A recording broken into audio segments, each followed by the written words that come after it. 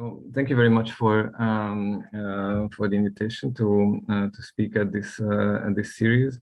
And first, let me just state that I will do my best to give a very organized and well-structured talk. But these recent days have taken their toll, and we have family and friends who are still stuck in Kiev. And it's somewhat difficult to concentrate, but I will do I'll do my best. The title of my presentation today is Material Aspects of Posthumous Magic in Early Modern Moravia. This is basically a spin-off from the dissertation itself. I mostly in the dissertation and during my research, I mostly dealt with knowledge production and the creation of social practices surrounding the figure of the revenant. That is how in the 18th century people started to deal with and think about dealing with the returning dead.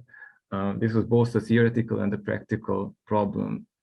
And during the research, I very often bumped into very material questions, material in the sense of objects related to the revenant and related to the experts who were trying to identify the revenants as well, and also material aspects in the sense of financial matters, that this whole question had a pretty strong financial basis and consequences also for the community. And so I'm not trying to formulate questions, research questions that go into this direction of the objects present in this whole question of dealing with revenants. Now, today's talk, I will give a brief introduction, just in general about like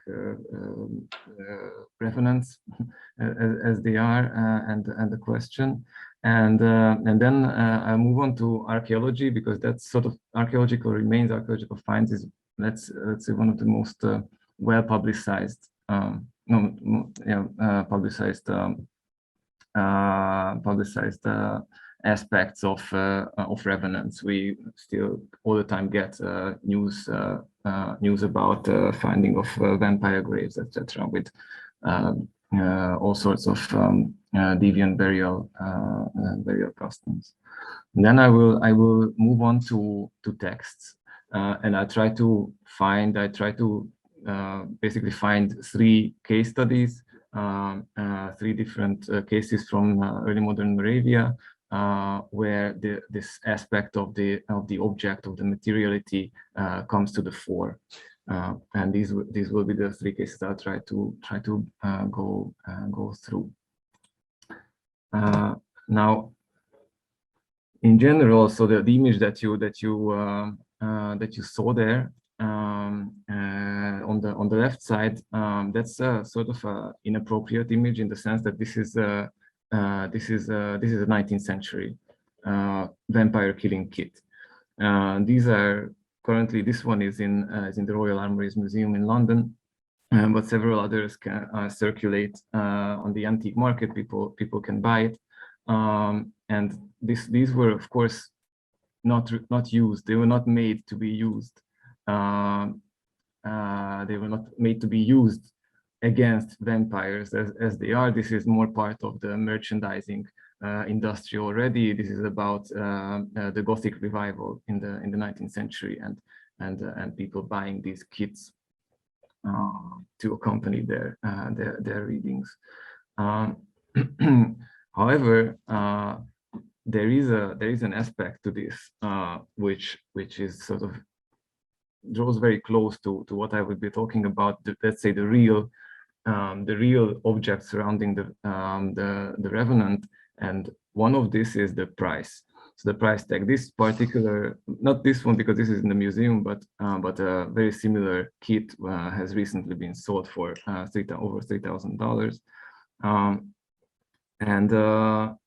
and this is because, I mean, this price tag, basically this this financial aspect was there in the 17th and 18th centuries as well, because those people, those experts who said they are able to deal with revenants and do away with them, they had their own pretty high price, as we will see during the talk. And the other aspect that is interesting here is that this is a kit. Everybody recognizes a kit. The kit always sort of conveys the idea of expertise. It conveys that someone really is specialized to solve a particular problem. And this is what we see in the historical sources as well in dealing with the real revenants, real vampires, is that certain people manage to develop an expertise in dealing with it and capitalize on it. Now, on the right-hand side, what you see is a memento mori image. This is these two images are meant to show that there's a whole culture of objects around the dead body, and there are different kinds of dead bodies. There's the unruly ones, the vampires, the returning dead, who refuse to be dead, who refuse to decay. This is one of the main characteristics of all revenants in European culture, is that they refuse to decay, because, as we know, normally that would be the normal course of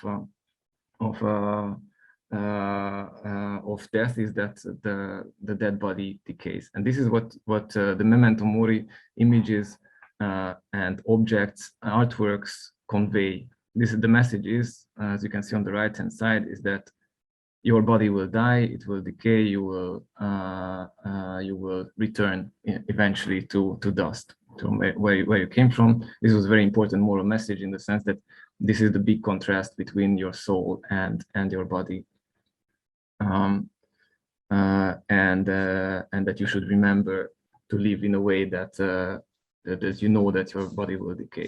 And so this is, we could say that on the right hand side, this is a well-behaving dead person who is decaying properly. Now, without going too much into detail, because it's not really needed for the current purposes, the return of the dead,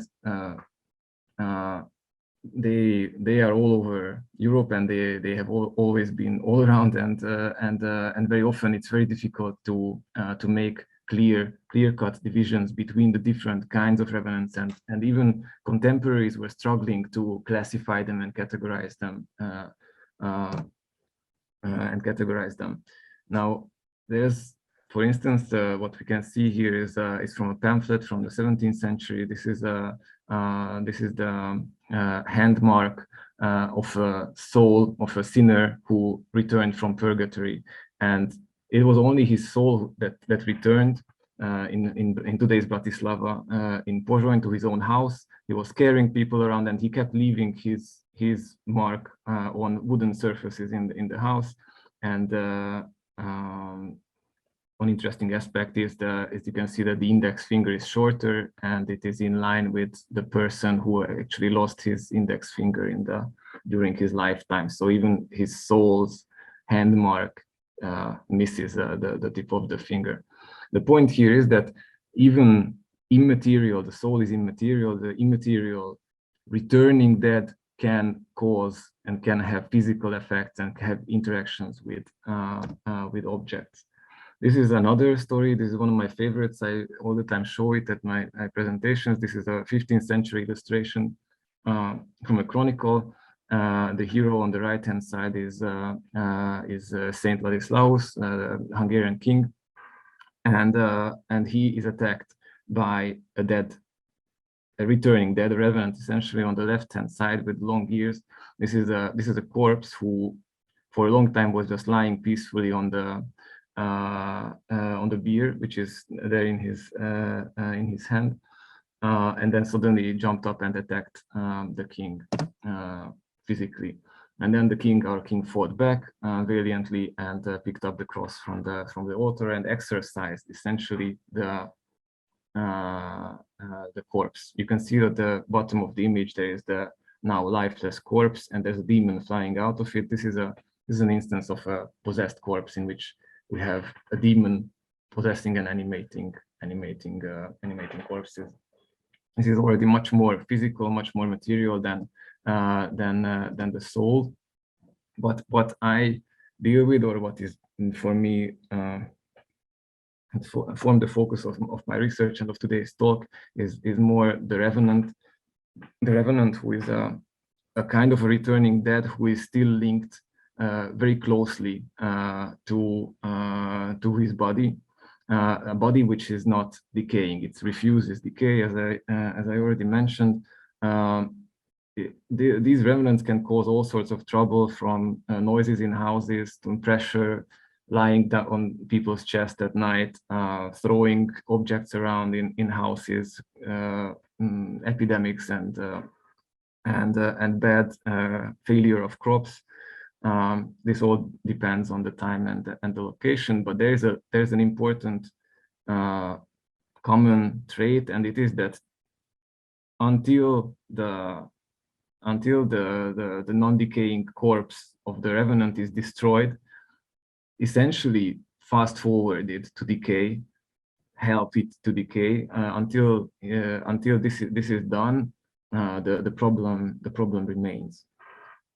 So this is this construct, let's say, which I would call revenant, and this is how I will understand it throughout the presentation.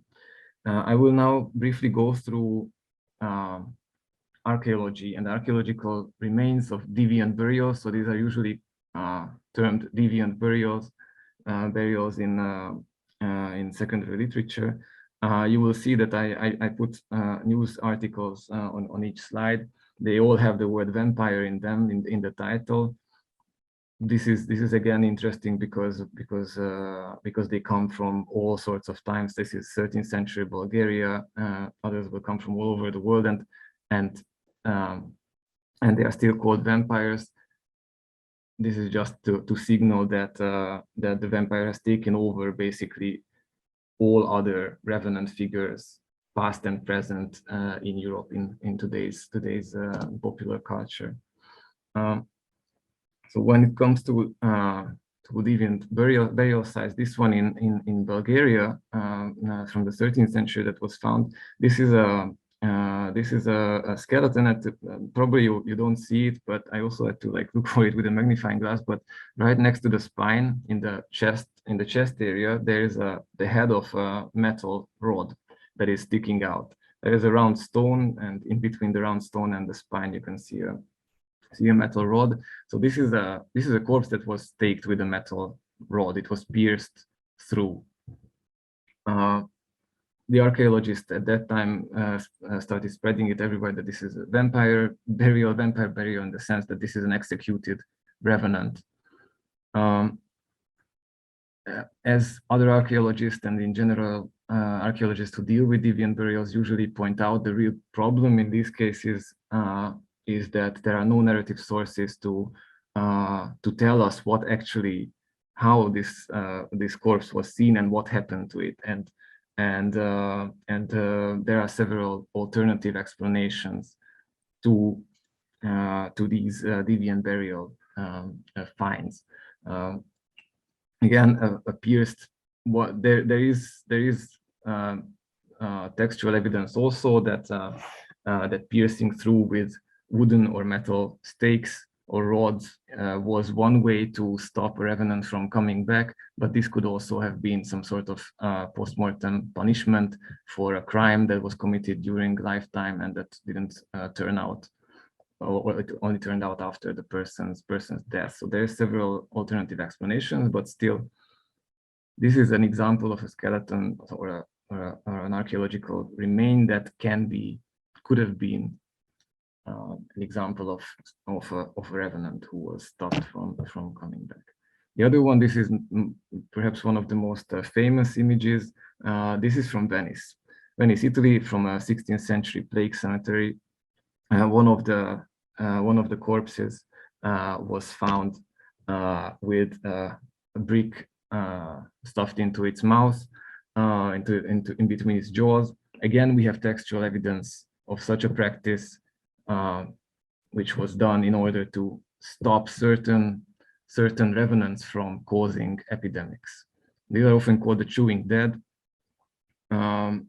interestingly, at least this idea that certain corpses continue chewing at their body parts or at the shrouds after they are dead. This is a belief that is mostly attested from Eastern Germany, from between like the Polish and the eastern border. But this can be a related belief from 16th century Italy as well. Again, can be because we don't have any narrative sources that would. Archaeologists usually exclude the possibility of an accidental landing of a brick in this fashion in the jaws, but it's difficult to assess what we actually see here. We're coming closer to to the time that I will be talking about this, but this is still 16th century. This time from Poland. Here, the Red Vampire graveyard that was found in Poland, because there they found four skeletons lying next to each other, and all of them had their heads removed. So if you can see, the skull is not where it's supposed to be on the top left corner, but it was placed in between the legs, and all four bodies were like this. Now, here again, we know about practices similar to this. In order to deal with revenants, the head is chopped off, and the skull is placed between the legs. So we do have such evidence, but again, we cannot really know what happened here. Some archaeologists say this was a revenant execution. Others say that this is simply the remains of this was the result of a nearby gallows. So there was an execution place, a gallows quite close, and that these would be the bodies of criminals who have been beheaded during their lifetime, and they were just thrown into the grave, and their heads were also just tossed basically in between their legs. This one is difficult to date, at least as far as I could read in secondary literature. Obviously, I'm not an archaeologist, so I only get informed through the articles they write. But this one is interesting. This is 17th, 18th century dated, and this one looks like not an execution of a revenant, but a measure sort of to stop, to prevent. So it's a preventive practice. What you can see there, that metal around the neck, that's a sickle that was placed there, presumably, possibly, in order to stop the person if he wants to sit up or come out, to stop it there. Again, similar practices we know about. It's unclear whether what happened in this case. So as you can see, there are several finds that we can see. There are also ones that are even more unclear. This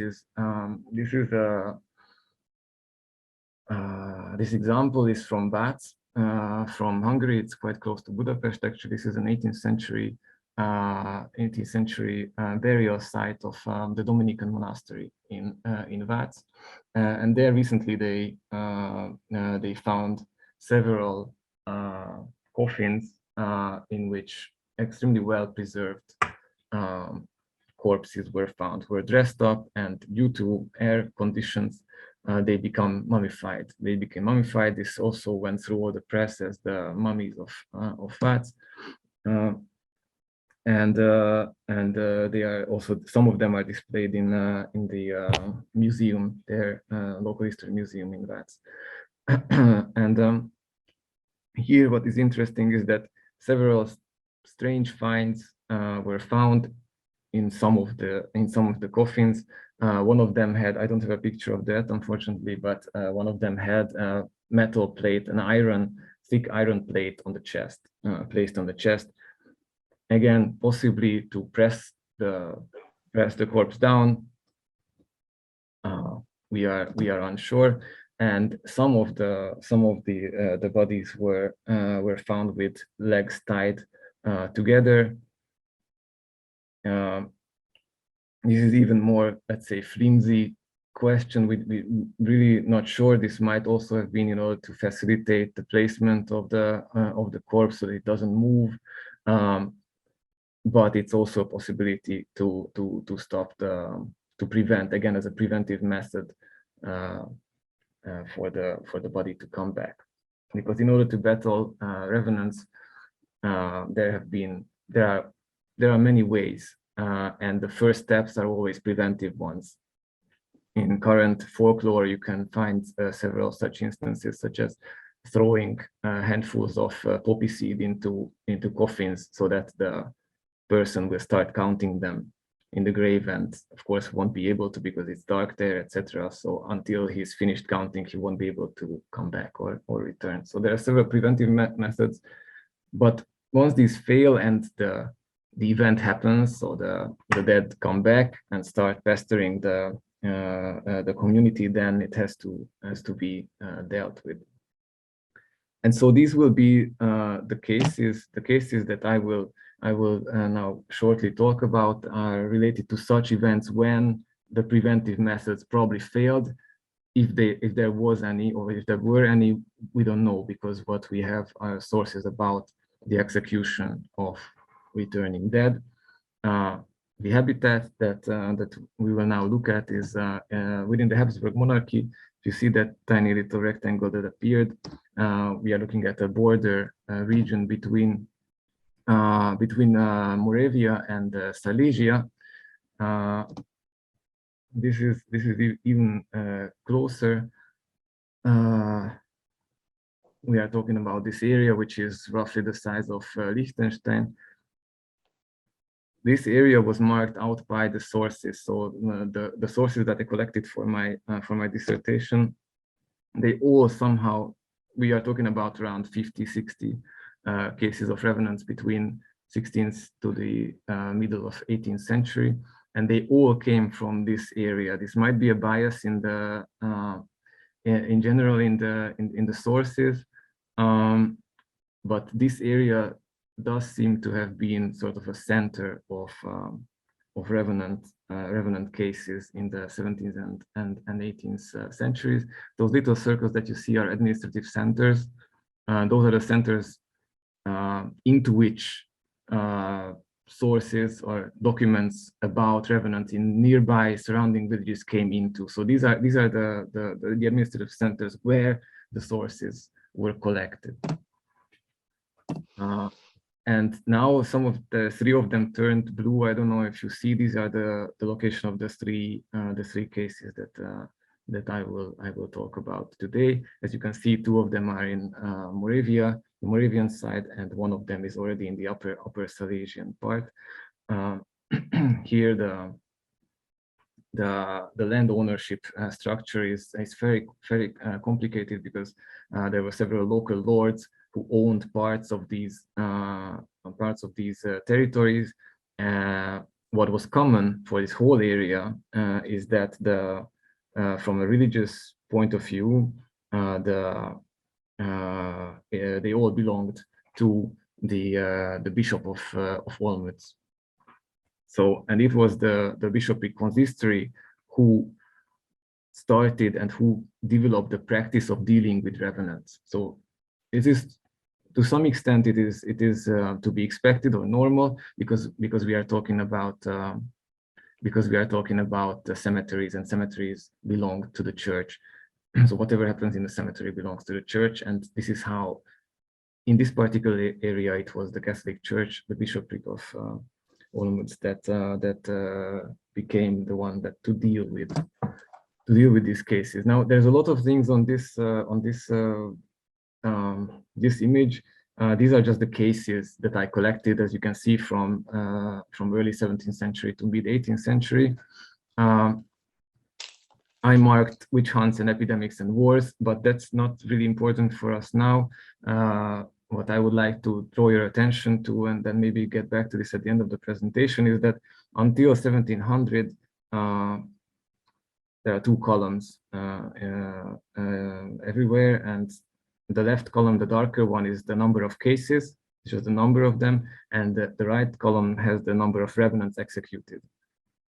in these cases. And as you can see, until 1700, they move together, which means that usually one revenant per case. So what we are talking about is there's a problem in the village, there's a single revenant, they find it, they kill it, that's it.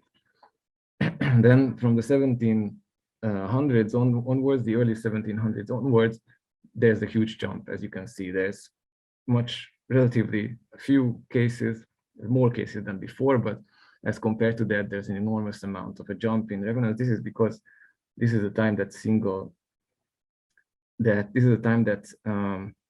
revenant infestations start happening in the area.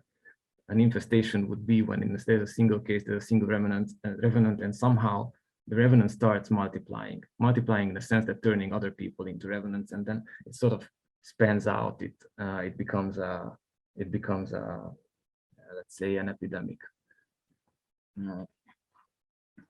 And we will get back to this. But so there is an aspect to the story that I'm talking about, is that from the 1700s onwards, this revenant as a condition starts to spread from corpse to corpse. Now, let me start with the first case that I prepared. This case happened unusually, actually, in a town. So inside the town, this is the town of Sternberg. What you can see there is that there's this dark patch on the right side. That is the beginning of hills and mountains, Moravian hills and mountains. And to the left, the lighter colored is because it's relatively flat. It's plain. So we are talking about a border between a mountainous area and a flatland. And it was here in this town that Martin Nedal's widow, so who was also known as Kocsin at the time, she died. But around 11 weeks after her death, she started running around. This is in the sources is usually referred to as grassieren in German, which is interesting because it's the same word that is used for the plague.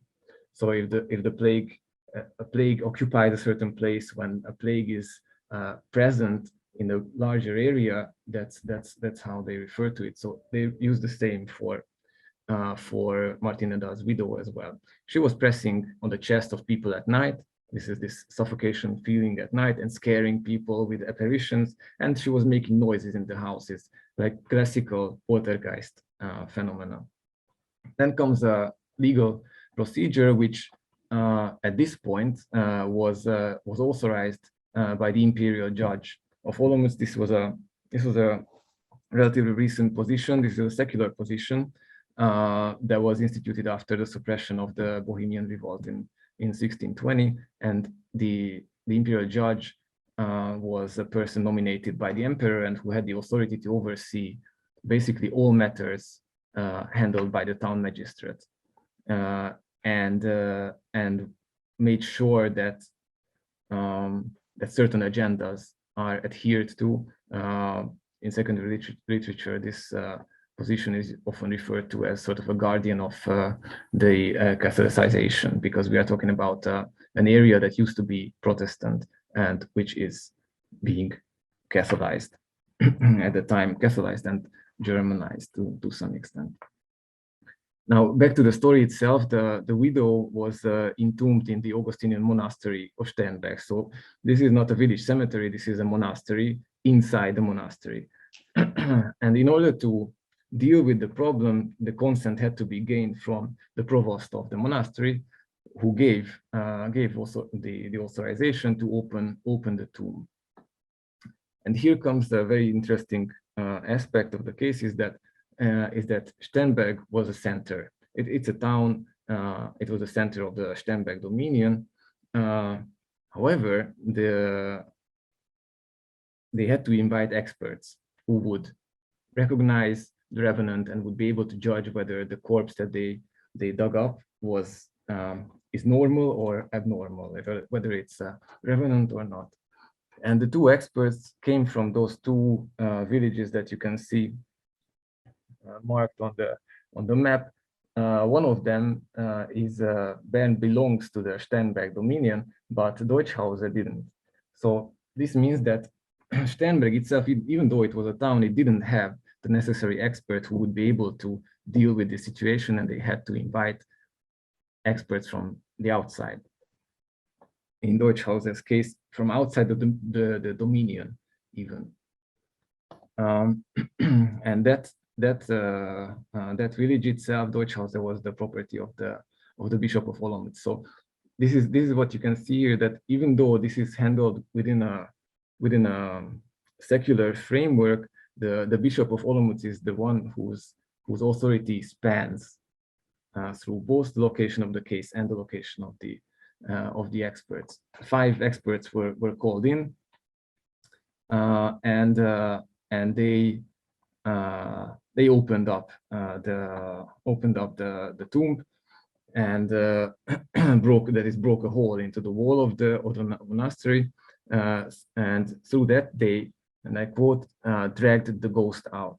So in ghost is written here as Gespenst. So interestingly, here we have is referred to not as a corpse, not as a body, but as a ghost, which normally would be a more spiritual presence. But in these sources in Moravia, the Gespenst or spectrum in the Latin sources is very often applied on very bodily revenants. The point is that the corpse was dragged out, and watchmen were placed next to it, and the experts started doing their job, making incisions on the body. They were looking for blood. So they were cutting the body essentially, and if it was bleeding, then it would be taken as a sign that the body is not decaying properly, and that it is a revenant. Now, in the sense that we are extremely lucky in this case, because these experts, after they were done, they decided that it is a revenant, and the body was burnt publicly at the stake. In this case, we are extremely lucky because we have the remuneration request of the experts for the case. That is, they handed in a bill, an invoice for their services. Now, there are several sections that I chose. These items on the list, they are all basically for human work or expertise. We have an executioner who would burn the body. We have the work of the exhumation, the making of the incisions, and the inspection of the corpse. This is the price of the expertise, essentially. And then the writing of the report, the masons, etc., travels and couriers who would be sent for the revenants, etc. So there's a large sum here that goes to the people involved and to their expertise. I tried to figure out how much this was at the time. So we are talking about this FL is for Gulden, and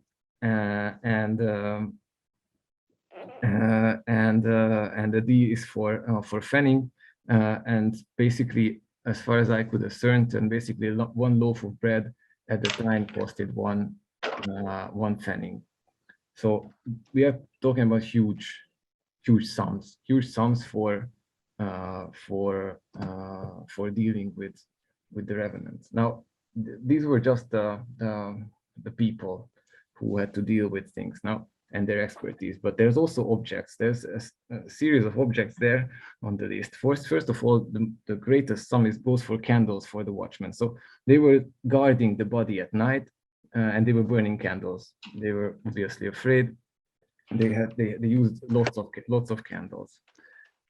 They also used loads of tools such as ladders, sleds on which the body was transported. They also have several metal objects here, fire pokers and a plow. I'm not sure that this is the right translation, or at least I don't know how else to translate it. I tried to figure it out. But we have several metal tools here, an iron axe and a new shovel, which is, all this is very interesting because these items were all obviously at their disposal. They were there in the town. They could have used any old ones, but they used new ones. This aspect makes only sense if we look at later sources in which it turns out that all these items there that came into contact with the revenants, they were usually burnt. So these are usually new tools that they buy, that they own, not they buy, they they pay for, and then they use it, and then they destroy them because they came into contact with the revenant. And then we can also see items to set fire, but there's also a fumigation against the foul smell, which tells us that even though the body was deemed to be not decaying as a normal corpse should be, it had a smell. So this is very interesting because it means that, you know, what counts as lack of decay was negotiable at best and at the time. And now the ending of the whole remuneration request also tells us that it was the widow's, so the revenant's son, who had to pay for all this. So we are looking at an enormous amount that was all levied on the son of the revenant, and essentially your family members. So if you had a revenant in the family was made responsible for the damage that was done and for the costs of dealing with the revenant itself. Okay, I think this is just to get back to the image that I've already showed you. This is the execution of a Greek revenant. Is a 19th century Gothic image, basically. It's just that it's interesting that here you can see several of the items pop up, even though this is Greece, I mean Ottoman Empire, and not Moravia, but they are using shovels. Here, apparently they not only use a shovel to dig the corpse up, but also to behead it. And there's also the fumigation. Just that here we have an Orthodox priest who has all sorts of further special holy objects to accompany the ritual. Now this is another. We have these two that I found, these remuneration requests. This is from a later time, from 1718. I won't go into detail here. The only thing that I want to point out is that it has the same sections as the previous one. On the left-hand side, you see the expertise, the people, the careers, the writing, the notary, etc., helpers, so work. That's the work fee. And then in the lower right corner, you see similar wood items and tools that also had to be used. But in this case, already there's a third list of items on the top right corner, and this is wine and brandy, beer, pork meat, home-baked bread, sausage, and butter, and huge amounts. So huge amounts of all this. This is again known from another source from the same region, but from a different time, is that by this 18th century, these whole executions of revenants, they is usually, or at least often, probably depending on the crisis that was caused by the revenant in the community, these were often celebrated. So at the end, when a revenant was successfully found and executed, there was a feast. And this is a village feast, which again had to be paid by the widow. In this case, by the widow of the revenant executed. This was a case in which the bishop already had to intervene because the costs were so high that the person became homeless essentially. Since he was forced to pay with his belongings for the costs. Now, very quickly, I will. Oops, sorry. Yeah. very quickly, I'll go through this a further case. This time we are back in 1674, and this is the case of so-called Christoph English, who had a similar beginning of the story. After he died, he started causing trouble, especially to animals and to crops. But in this case, the interesting thing was that in 1674 they already started to resort to local executioners as experts. So in this case, they called for the central, for the executioner of the center of the dominion in Freudenthal. There was a gravedigger, and they called him. The problem was that he was afraid. So he came out. This is a normal cemetery. They dug up the cemetery, but he refused to go down into the grave and try to make the incisions that I already talked about with a blade that was attached to the end of a rod. So he tried to reach down and was trying to cut the corpse from up there. There was no blood yielded, but the expert, this gravedigger, was unsure what was happening.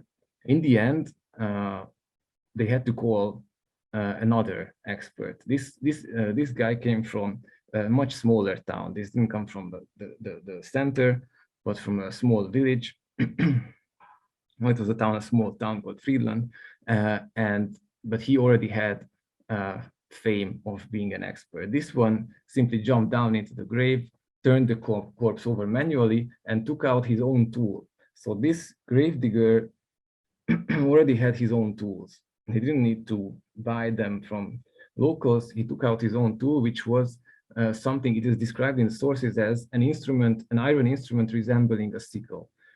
It's probably some sort of small blade.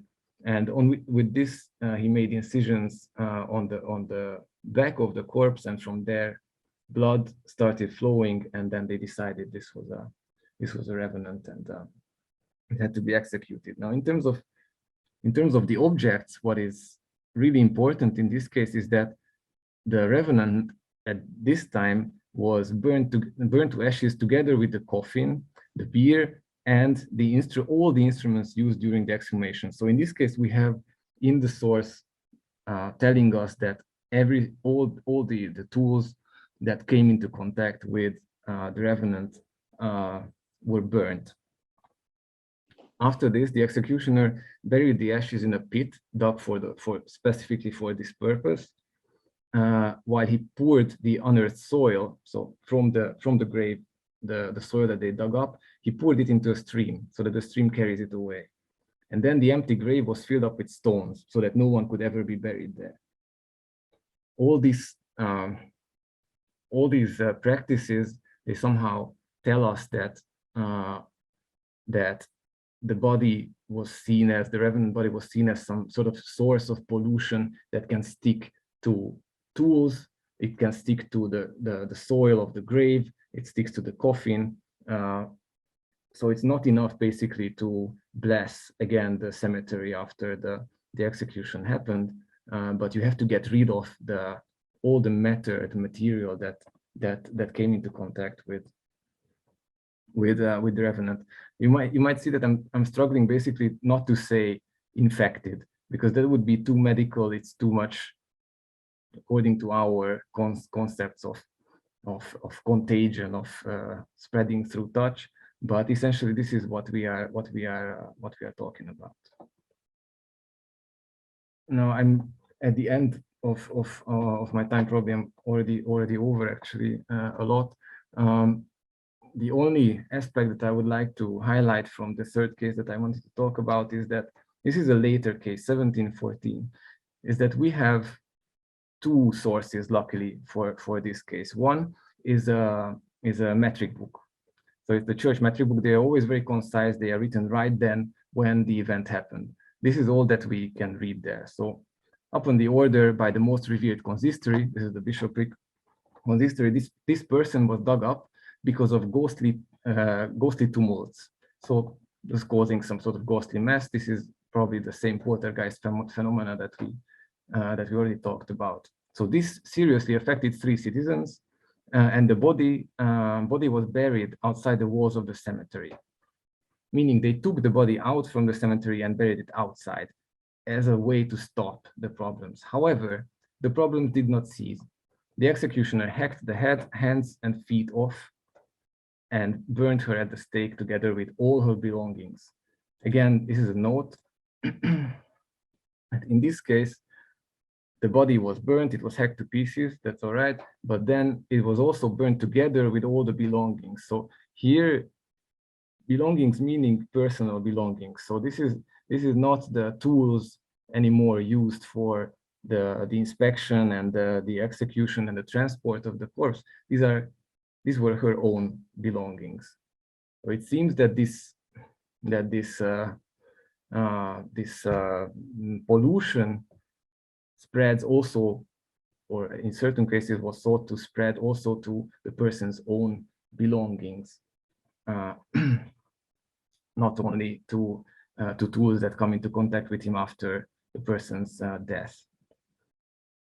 And then there's a second level to the case, is that the same case is reported 2 years later on in a village chronicle. And that already tells, it's like a folk tale. So it's much longer description, and it goes on telling us about experts who were called from Wallachia, and then one of the gravediggers almost dying of fright and almost breaking his neck. So there's loads of really folktale-ish elements added to the same story, to the same person's story. But what interests us here is the objects related to this, and this is the description from the village chronicle. The body was quartered, as we read already in the metric books, and put on the stake to burn.